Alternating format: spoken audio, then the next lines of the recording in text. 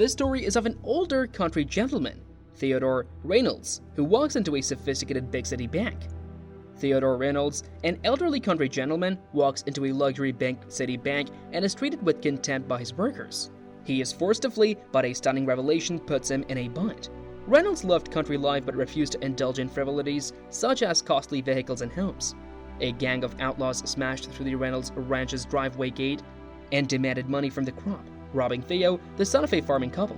Because of the distance from the big city and inadequate roads, rural families frequently kept huge sums of money at home, which criminals took advantage of. Theo's father attempted to disrupt the robbers' operation, but they were outnumbered. Theo's father was killed in front of everyone by a bullet, leaving his mother Maria concerned about his safety. Because Theo's mother was worried about the man's return, he offered that tend to the crops and land with the same zeal as his father. Theo's mother had sworn to fight for her son, but the troubles had only just begun, and Maria had to begin again. Theo will remember that sad moment for the rest of his life.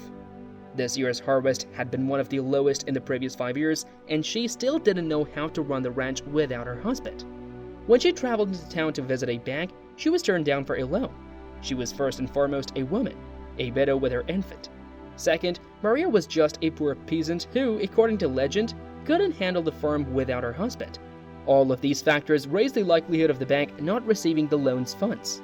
And as the risk rises, so does the profit rate, worsening the predicament of that already vulnerable family even further. The bank would seize the ranch if she did not pay her bills, leaving them with nothing. The bank manager was hesitant to grant the woman's loan, but he would not prevent her from taking the risks. Maria came to a halt and had to return home empty-handed, her eyes burning with tears.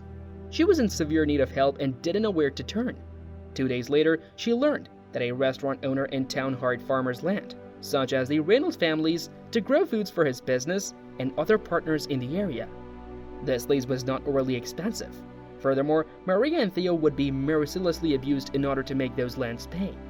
In order to cater to her family's necessities, the mother had no choice but to lease the land. It would be the first time they worked for someone else rather than themselves, and they would see those acres yield fruit without the family patriarch present. The site was still leased to the same restaurant owner after 10 years. Up until that time, the businessman had done exceptionally well. When they signed the contract, he only had one business in town. He now had 3 in the closest town and 2 more in nearby villages. They weren't elegant, costly restaurants, but they offered the town's citizens lunch and dinner at extremely inexpensive costs.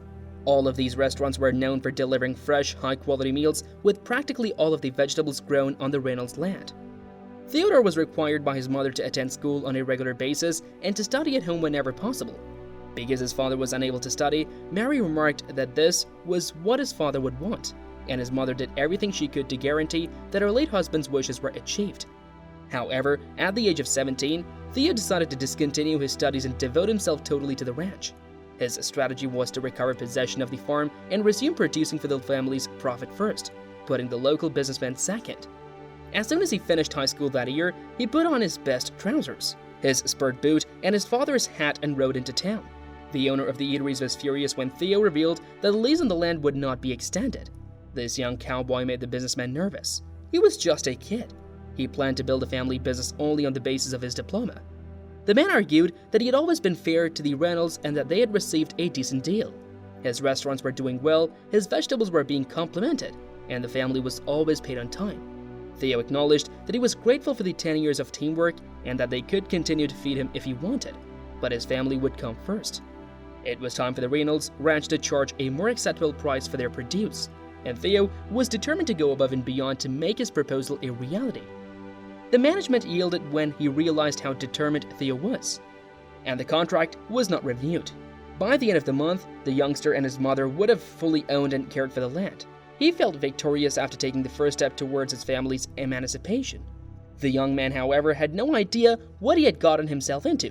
The restaurant owner sent a bunch of men to the Reynolds ranch 2 nights later. The strategy was simple: steal any money the family had saved in the house, forcing them to lease the land again. The party came at late night, leapfrogging the entry fence, and made their way to the main house without disturbing the animals. When they entered the residence, they discovered no one. As a result, they continued to search the rooms for a safe, suitcase, or a bag in which Maria and Theo could keep their money. Theo had discovered that the businessman was not always fair, and he suspected that he would seek to retaliate against him and his mother for failing to renew the contract. so he grabbed all of his savings and stashed them somewhere far away from the property.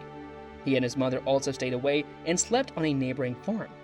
The burglars who searched the residence discovered nothing valuable or the Reynolds' savings. They returned empty-handed to the restaurant owner. When the growing season began, Theo made a contract with the local farms, significantly expanding his production area.